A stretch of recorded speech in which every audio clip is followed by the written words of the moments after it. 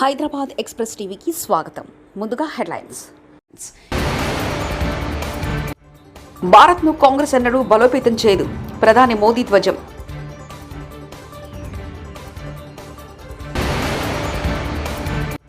కర్నూలును smart city చేస్తానన్న Jagan మంచినీళ్లు కూడా ఇవ్వలేదు. వైఎస్ షర్మిల.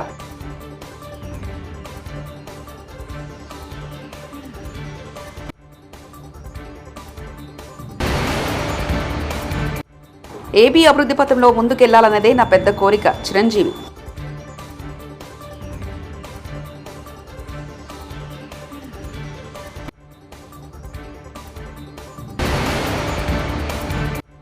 ఓటుకి నోటు కేసులో CM రేవంత్పై Raghunandan Rao hot comments.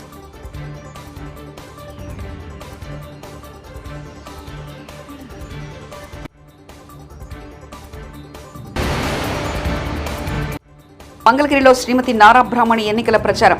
Bethapudi గ్రామంలో మహిళా కూలీలతో ముఖాముఖి.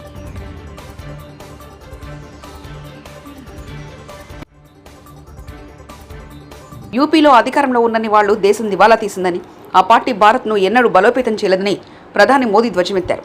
రాజస్థాన్లోని జలోర్ జిల్లాలో జరిగిన లోక్సభ ఎన్నికల ప్రచారంలో ఆయన కాంగ్రెస్ పార్టీపై విరుచుకుపడ్డారు. 2014 ముందు ఉన్న పరిస్థితులు మళ్లీ రావాలని దేశం కోరుకోవడం లేదన్నారు. वापिस नहीं चाहिए. इतना गुस्से में है वो दोबारा कांग्रेस का मुंह देखना नहीं चाहता है.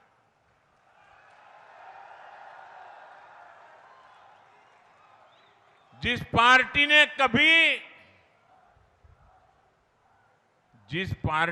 कभी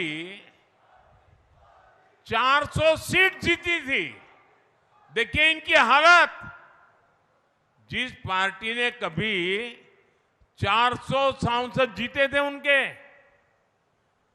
आज वो 300 सीट पे चुनाव नहीं लड़ पा रहे हैं.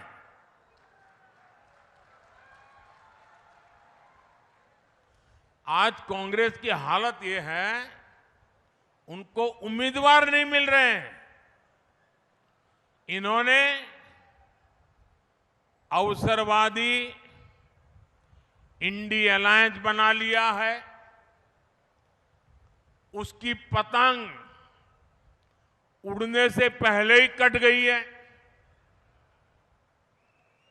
कहने को तो गठबंधन है, लेकिन अब हालत देखिए.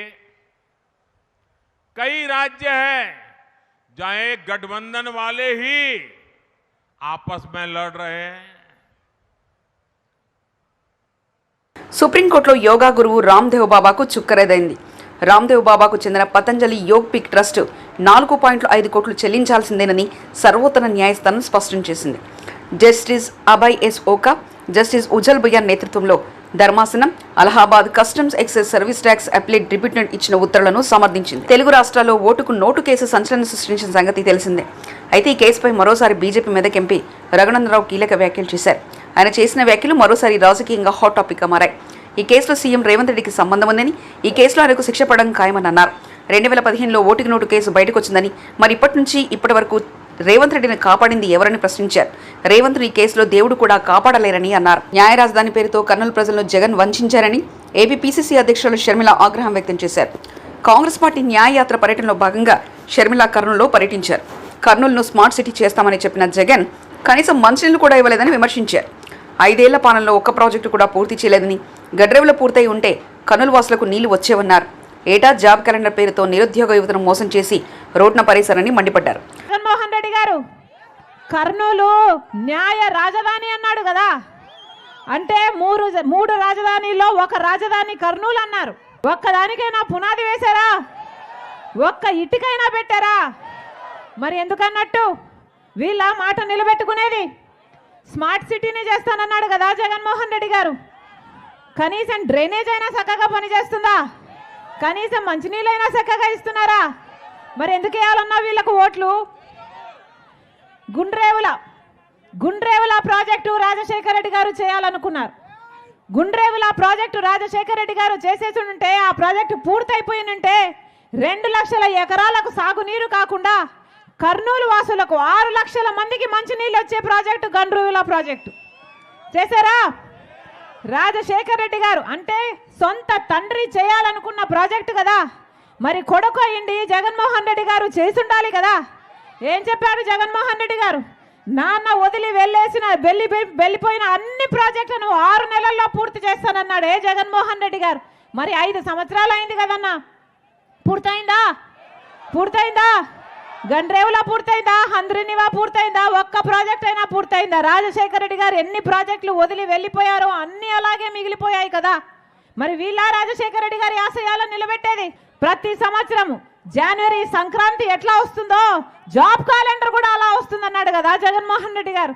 ఇంతమంది బిడ్డలు ఉన్నారు ఇక్కడ, వస్తుందా అమ్మా? ఇలాగే మైకు పట్టుకొని 2,30,000 ఉద్యోగాలు ఖాళీగా ఉన్నాయి, నేను అధికారంలోకి వచ్చినాక అవన్నీ భర్తీ చేస్తానని చెప్పలేదా జగన్మోహన్ రెడ్డి గారు? ఈ రోజు వరకు కూడా ఇంకా ప్రభుత్వ శాఖల్లో అలాగే ఖాళీగా ఉన్నాయి. మరి ఎందుకు చేసుకున్నట్టు జగన్మోహన్ రెడ్డి గారిని ముఖ్యమంత్రిగా? ఎందుకు వేసినట్టు ఓట్లు జగన్మోహన్ రెడ్డి గారికి? టీచర్ ఉద్యోగాలు, డిఎస్సి ఉద్యోగాలు 23,000 ఉద్యోగాలు ఖాళీగా ఉన్నాయి. ఇప్పుడు ఆఖరణ 5 సంవత్సరాలు ఇవ్వలేదు ఉద్యోగాలు జగన్మోహన్ రెడ్డి గారు. ఇక ఎలక్షన్లు 2 నెలలు ఉందనగా ఇప్పుడు 23,000 ఉద్యోగాలు మెగా డిఎస్సి ఇస్తాను ఇలాగే చెప్పిన జగన్మోహన్ రెడ్డి గారు. ఏపీలో ఉపాధి అవకాశాలు లభించక మహిళలు తీవ్ర ఇబ్బందులు ఎదుర్కొంటారని తెలుగుదేశం పార్టీ జాతీయ ప్రధాన కార్యదర్శి నారా లోకేష్ సతీమణి బ్రాహ్మణి అన్నారు. ఎన్నికల ప్రచారంలో భాగంగా మంగళగిరి మండలం బేతపుడిలో ఆమె పర్యటించారు. పూల తోటలో మహిళా కులలతో మాట్లాడి సమస్యలు అడిగి తెలుసుకున్నారు. వారితో కలిసి పూలు కోశారు. రాజధాని లేకపోవడంతో ఉపాధి కోల్పోయి తీవ్ర ఇబ్బందులు పడుతున్నామని కూలీలు బ్రాహ్మణి దృష్టికి తీసుకెళ్లారు. రాజధాని లేదు, ధరలన్నీ పెరిగిపోయాయి. నీళ్ళ ప్రభుత్వం 70 రూపాయలు అయితే వాళ్ళు 170 రూపాయలు, ఎంతమంది అయితే వాళ్ళు 240 రూపాయలు. సో మీరు ఈ పనులు చేసుకుని ఏదో కొంచెం బతకాలి. మరి ఎట్లా బతకాలి? పెన్షన్ కూడా కట్ చేస్తున్నారండి. కరెంట్ బిల్లు కట్టు. సో ఎంత మందికి కట్ చేశారండి? ఇక్కడ మీ అందరికి కట్ చేసేసారా? 18 ఇస్తాడు అన్నాడు, 2 సంవత్సరాలు చెడికి ఇవ్వాల ఆపేసాడు. అదే ఇస్తానని చెప్పి వేరే ధరలు పెరిగేసరికి ఇది కూడా ఇవ్వట్లేరు. ఏం కావాలనుకుంటున్నారమ్మా? మంచి పరిపాలన అందియాలనుకుంటున్నాం. పథకాలు కాసి పడతల్లా వాళ్ళు ఇస్తారు, రేపు తినేసేస్తాం ఊరుకుంటాం. మీరు చెప్పినట్టు మంచి రాజులు ఉంటే, మంచి పరిపాలన ఉంటే కావాలి, మంచి ఫ్యాక్టరీలు కావాలి. ఇప్పుడు మాకు చదువుకునే పిల్లలు లేరు. చదువుకునే పిల్లలైనా భవిష్యత్తు బాగుంటది కదా. మాకు సెంటు పొలం లేదు, అయినా కూడా రాష్ట్రం డెవలప్ కావాలని కోరుకోండి. మీ పిల్లలు ఏం చేస్తున్నారమ్మా? మా పిల్లలు 2 ఆడపిల్లలు పెళ్లిళ్ళు అయినాయి, ఒక అబ్బాయి. ఓకే, అతను ఏం చేస్తున్నాడు? ఏదో పని చేసుకొని బతుకుతాడు. సో జాబ్స్ అన్నా కూడా కష్టమే ఇప్పుడు. ఇండస్ట్రీలు రావట్లేవు, ఏమీ రావట్లేదు. మంగళగిరిలో పూల తోటలకి రావటం జరిగిందండి. ఇక్కడ ఎంతో మంది మహిళలు మీరు చూస్తున్నారు, వృద్ధులు కూడా చాలా చాలా కష్టపడుతున్నారు. వీళ్ళు చాలా కంగారు పడుతున్నారు, ఎందుకంటే చాలా మంది వాళ్ళ ల్యాండ్స్ ని రాజధాని కోసం ఇవ్వటం జరిగింది. ఇప్పుడు కవులు కూడా పెట్టట్లేరు. వాళ్ళు చాలా కష్టపడుతున్నారు. వాళ్ళకి రేషన్ కార్డులు లేవు, పిల్లలకి రేషన్ కార్డులు అసలు దక్కట్లేవు, బియ్యం సరిగా రావట్లేదు, ధరలు చాలా పెరిగిపోయాయి. అదే కాకుండా ఇక్కడ అందరినీ చూస్తూ ఉంటే ఇండస్ట్రీస్ చాలా వస్తాయని ఆశతో వాళ్ళ ల్యాండ్స్ ఇవ్వటం జరిగింది, రాజధాని కోసం ఇవ్వటం జరిగింది. కానీ ఏమీ రాక వాళ్ళ పిల్లలకి విద్య ఉన్నా కూడా వాళ్ళకి అసలు ఏమీ జాబ్స్ అంటూ ఏమీ దొరకట్లేవు. వాళ్ళు బాగా కష్టపడుతున్నారు. వాళ్ళందరూ తప్పకుండా చంద్రబాబు నాయుడు గారు మళ్ళీ సీఎం అవ్వాలని కోరుకుంటున్నారు. వాళ్ళు బాగా చూసి నాకు కూడా చాలా బాధగా ఉంది, ఎందుకంటే వాళ్ళు ఇంత ఆశతో వాళ్ళ భూములన్నీ రాజధాని కోసం వస్తే వాళ్ళ పరిస్థితి చాలా చాలా బాధాకరంగా ఉంది. వాళ్ళు వృద్ధులైనా కూడా ప్రతిరోజు పొద్దున ఇక్కడికి వచ్చి ఇంత కష్టపడుతున్నారు. అది చాలా బాధగా ఉంది నాకు చూడటం. తప్పకుండా వీళ్ళకి మేలే జరుగుతుందని నేను కోరుకుంటున్నాను. వీళ్ళు చాలా ఓపెన్గా వాళ్ళ బాధలన్నీ షేర్ చేసుకున్నారు. తప్పకుండా నారా చంద్రబాబు నాయుడు గారు వచ్చి, నారా లోకేష్ గారు వచ్చి అందరినీ ఆదుకుంటారని నమ్మకం నేను తెలుపుకుంటున్నానండి. కొంచెం ఆగండి, జాగ్రత్త అమ్మా. మీకు నీళ్లు కావాలా? మంచినీళ్ళు బాటిల్ ఉందా? మంచినీళ్ళు బాటిల్ ఉందా? ఆవిడకి ఇవ్వండి. నీళ్ళు తాగండి ముందు. వద్దా? ఓకే, నాకు పర్వాలేదండి, నాకు పర్వాలేదు, నాకు అలవాటే.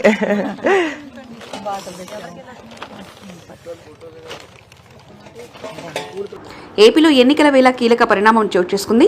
రాజకీయాలకు దూరంగా ఉంటానని ప్రకటించిన చిరంజీవి కీలక ప్రకటన చేశారు. ఏపీలో కూటమి నుంచి పోటీ చేసిన అభ్యర్థులకు మద్దతు ఇవ్వాలని అభ్యర్థించారు. అలాగే చంద్రబాబు నాయుడు గారు తెలుగుదేశం నుంచి బీజేపీ నాయకత్వం వీళ్ళందరూ ఒక కూటమిగా ఏర్పడ్డారు. అది చాలా సంతోషం, మంచి పరిణామం. ఈ సందర్భంగా మరీ ముఖ్యంగా ఈ రోజున నేను ఇట్లాగా మాట్లాడడానికి ప్రధానమైన కారణం నా మిత్రుడు, చిరకాల మిత్రుడు సీఎం రమేష్, అట్లాగే పంచగల్ రమేష్ రాజకీయంగా అరంగేట్రం చేసింది నా బ్లెస్సింగ్స్ తోటి. అది తను. అలాంటి పంచగల్ రమేష్ అండ్ సీఎం రమేష్ గారు వీరు నాకు కావలసిన వాళ్ళు ఇద్దరు కూడాను అనకాపల్లి కాన్స్టిట్యున్సీలో ఎంపీ క్యాండిడేట్గా, అలాగే పెందుర్తి ఎమ్మెల్యే క్యాండిడేట్గా వీరు నిలబడటం అన్నది నాకు చాలా సంతోషంగా ఉంది. ఎందుకంటే ఇద్దరు చాలా మంచి వాళ్ళే కాకుండా సమర్థవంతులు. ఇలాంటి వాళ్ళు అలాంటి కాన్స్టిట్యున్సీకి, దాని అభివృద్ధికి ఎంతగానో దోహదపడతారు అన్న నమ్మకం నాకు చాలా ప్రగాఢంగా ఉంది. ముఖ్యంగా సీఎం రమేష్ గారికి కేంద్రంతో ఉన్నటువంటి సంబంధాలు, అనుబంధం ఇది మరీ మరీ ప్రత్యేకం. నాకు అది ఎప్పటి నుంచో తెలుసు. వారి గురించి నేను వింటూనే ఉన్నాను, చూస్తూనే ఉన్నాను. అండ్ ముఖ్యంగా ఆ కాన్స్టిట్యున్సీ, అనకాపల్లి కాన్స్టిట్యున్సీ అభివృద్ధికి ఈయన పరిచయాలు, కేంద్రంతో ఈయనకున్న సత్సంబంధాలు ఎంతో ఉపయోగపడతాయి. తద్వారా రమేష్ అలాగే మిగతా ఎమ్మెల్యేలు అందరూ కూడా ఎవరైతే అభివృద్ధి చేయాలి ఆయా ఎమ్మెల్యే నియోజకవర్గాలు అనుకున్నారో అవన్నీ కూడా సజావుగా సాగిపోతాయంటానికి దాని వెనకాల సీఎం గారి కృషి డెఫినెట్గా ఉంటుందంటే ఎలాంటి సందేహం లేదు. అండ్ వీరి నాయకత్వంలో మిగతా వాళ్ళ ఎమ్మెల్యేలు అందరూ కూడాను కలిసికట్టుగా అనకాపల్లి అభివృద్ధికి ఎంతగానో దోహదపడతారు అండ్ రిజల్ట్ చూపిస్తారన్న ప్రగాఢ విశ్వాసం ఉంది. కాబట్టి వీళ్ళిద్దరి గురించి ఈరోజు ప్రస్తావిస్తున్నాను. మీ అందరి ఆశీస్సులు వీళ్ళకి ఉంటాయని ప్రగాఢంగా నమ్ముతూ సెలవు తీసుకుంటున్నాను. ప్లీజ్ వారిని గెలిపించండి. అనకాపల్లి నియోజకవర్గం యొక్క అభివృద్ధిని మనందరం చూస్తాం. అంతేకాదు నాది చాలా పెద్ద కోరిక, ఆంధ్రప్రదేశ్ అభివృద్ధి పథంలో ముందుకు వెళ్ళాలి. దానికి కానీ మీరందరూ నడుము బిగించండి. మీరందరూ కూడాను ఇలాంటి వారికి ఓటు వేసి మీరు గెలిపించి అన్ని రకాలుగాను మీ యొక్క ఆశీస్సులు వీళ్ళకు ఉన్నాయి అన్న భావాన్ని మా అందరికీ, ఆ నమ్మకాన్ని మాకు కలిగించండి. జై హింద్. గుంటూరు మంగళగిరి రూరల్ పోలీస్ స్టేషన్లో మాజీ ముఖ్యమంత్రి చంద్రబాబు నాయుడుపై ఐపీసీ 420 సెక్షన్ 405 కింద ఫిర్యాదు చేసిన political co analyst Rakesh Kumar. Political analyst వద్ద నుండి అనేక కాన్సెప్టులను దొంగతనం చేసిన వ్యక్తి చంద్రబాబు నాయుడు. అమరావతి రైతుల స్ట్రాటజీ కాన్సెప్టును నా వద్ద నుంచి దొంగతనం చేసిన వ్యక్తి చంద్రబాబు. అమరావతి రైతులను పూర్తిగా వదిలేశారు. అమరావతి రైతుల పీకలు కోసింది చంద్రబాబు నాయుడు. అమరావతి రైతులను పెయిడ్ ఆర్టిస్టులుగా చేసింది చంద్రబాబు నాయుడు. ఇప్పుడు రాష్ట్ర ప్రజలందరికీ విజన్ అనే కొత్త కాన్సెప్ట్తో మోసం చేస్తుంది చంద్రబాబు నాయుడు అని పేర్కొన్నారు. నేను డిటాచ్ అవ్వలేదు కదా, 2023 జూన్ దాకా వాళ్ళతోనే ఉన్నాను. బయట నుంచి స్టార్ట్ అవుతున్నాను అంటే వీళ్ళు మోసగాళ్ళు అని తెలిసి కూడా చూద్దాం వీళ్ళ నాటకాలు ఎంతకాలం వేస్తారో చూద్దాం ఓపిక పట్టున్నాను. ఈ రోజు అగ్రిమెంట్ అవ్వలేదు, నేను చెప్తున్నా కదా అగ్రిమెంట్ అవ్వలేదని చెప్తున్నా. జరిగిన ఎవిడెన్సెస్ ఉన్నాయి, క్లియర్గా నాదని చెప్తున్నాను. లేదు పాయింట్ మీది కాదు వేరే వాళ్ళు చెప్పారు అంటే వాళ్ళు బయటికి రావచ్చు. వాళ్ళు ఎవరో క్వశ్చన్స్ బయట కూర్చుందాం, ప్రజల్లో తీర్చుకుందాం అంటే తేల్చుకుందాం. లేదు కోర్టులో అంటే కోర్టులో I'll fight out. Chandrababu Naidu గారు సీఎం అయినా అవ్వకపోయినా I'll fight out. It is a process. న్యాయం జరుగుతుందా తర్వాత సంగతి ప్రజలకు కూడా తెలియాలి కదా.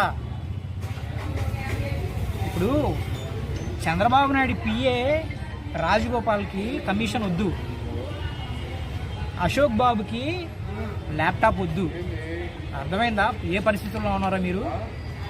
ఏం జరుగుతుందో అసలు? పార్టీని రన్ చేస్తున్నారా లేకపోతే ఇంకెవరు రన్ చేస్తున్నారా? ఇంకా గవర్నమెంట్లో ఉన్నామని ఊహించుకుంటున్నారా లంచాలు తీసుకుంటారు? Will fight it out definitely అండి. ఎందుకంటే ఇది ప్రజలకు తెలియాలి. భారత్ను కాంగ్రెస్ ఎన్నడూ బలోపేతం చేయదు, ప్రధాని మోదీ ధ్వజం.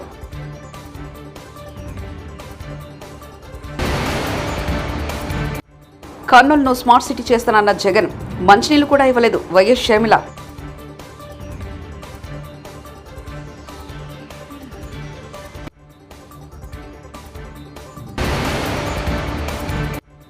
ఏబీ అభివృద్ధి పథంలో ముందుకెళ్లాలన్నదే నా పెద్ద కోరిక చిరంజీవి.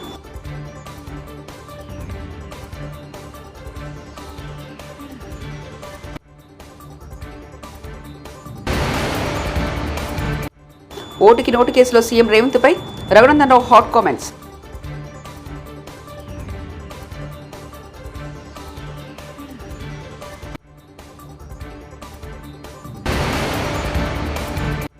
మంగళగిరిలో శ్రీమతి నారా బ్రాహ్మణి ఎన్నికల ప్రచారం. బేతపూడి గ్రామంలో మహిళా కూలీలతో ముఖాముఖి.